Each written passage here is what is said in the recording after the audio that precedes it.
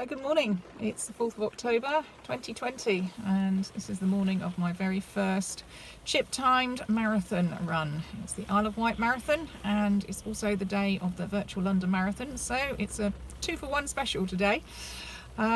It's pouring with rain, you can probably hear it. I'm sat in the car because of all the COVID measures. We've got no opportunity to mingle together and share our race nerves beforehand. We've got to wait until the very last minute and then just turn up ready to run, and we go off on a staggered start. My start time's 11 o'clock and we'll be facing the rain for most of the day. My goal, hopefully I can do it within 5 hours. The cut-off's 6. I'd like to get there certainly in the 6, but if I can get a 5, then that would be fantastic. But get round, there's lots of friends running with me and I'm hoping to see some people en route as well who are come out and kind of support me. I hope they don't get too wet, and I'll be trying to video en route and keep messages going, but as you can tell, it depends on how wet it is. So thanks very much and speak to you later. So I made a start, just coming through Gurnard.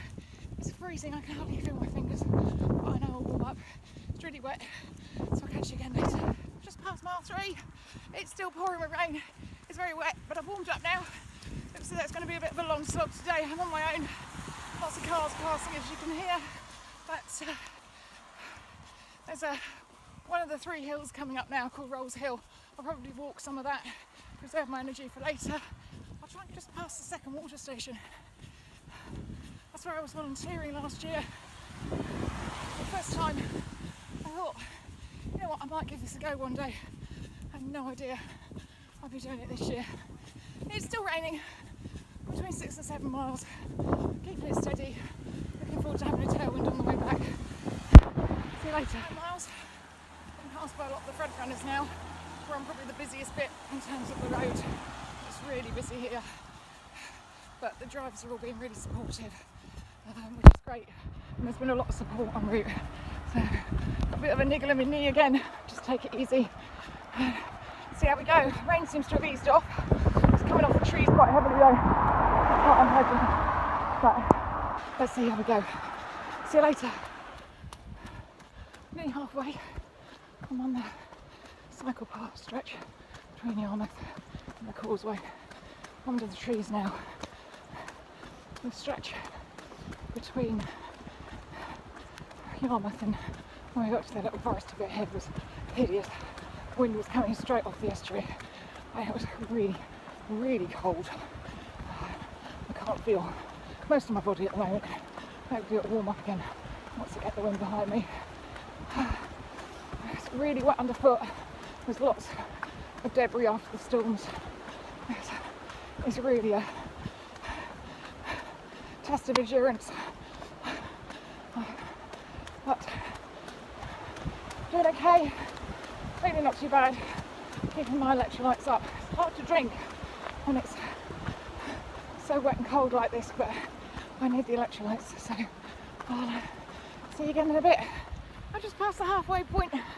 Sounds like I've done a pretty good time for a half marathon as well, which I'm chuffed about because I can take it easy on the second leg now. Just ease home gradually, although we should have a wind behind us. It should be better. Coming up past the river, it wasn't nice at all. Wind was coming off the estuary. It was really cold. Just starting to warm up again now though. Lots of people passing, loads and loads of support. To be fair, even being a spectator's an endurance today, it's hideous out here. But if I can do this, I can do anything. So I'll speak to you later. Thank you. Just past the 18-mile mark. It's getting really hard now.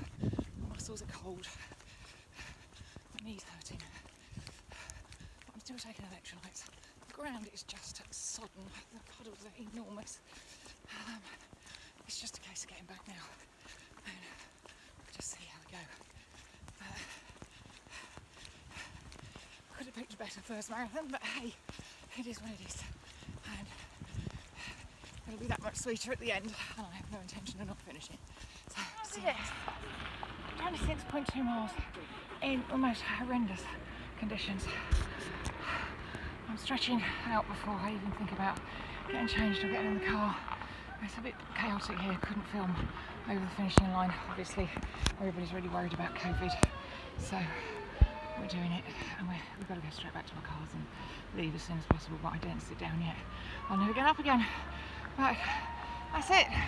I had some most amazing support. Thank you to Sylvie and Susie and everyone who was at the Palance Road. That was just amazing. I would not have got up that hill without their support. That was brilliant. And everybody that was around the course, and at West Wight Alpacas, because I was struggling there as well. So thanks very much indeed, everyone, and till next time.